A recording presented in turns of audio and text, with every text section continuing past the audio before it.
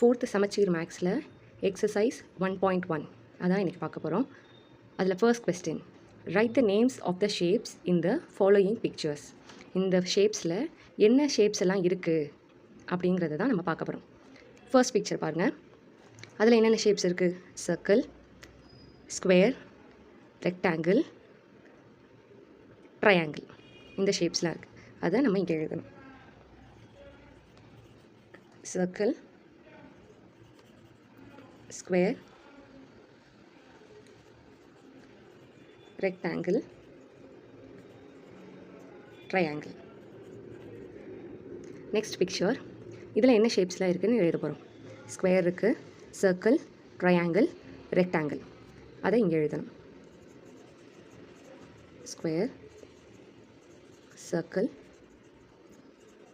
triangle, rectangle. Write the number of squares and triangle in the given picture. இந்த பிக்சரில் எவ்வளோ square இருக்குன்னு count பண்ணி எழுதணும், எவ்வளோ ட்ரையாங்கிள் இருக்குன்னு நம்ம கவுண்ட் பண்ணி எழுதணும்.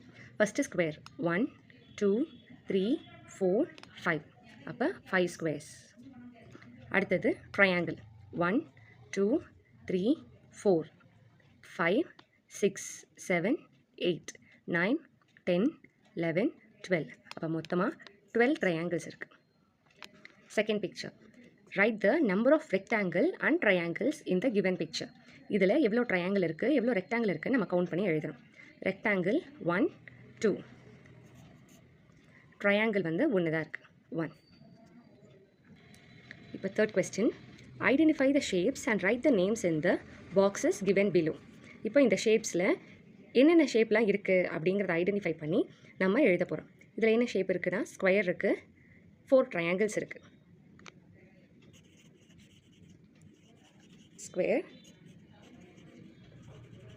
ட்ரையாங்கிள். அதே மாதிரி இதில் ரெக்டாங்கிள், சர்க்கிள்.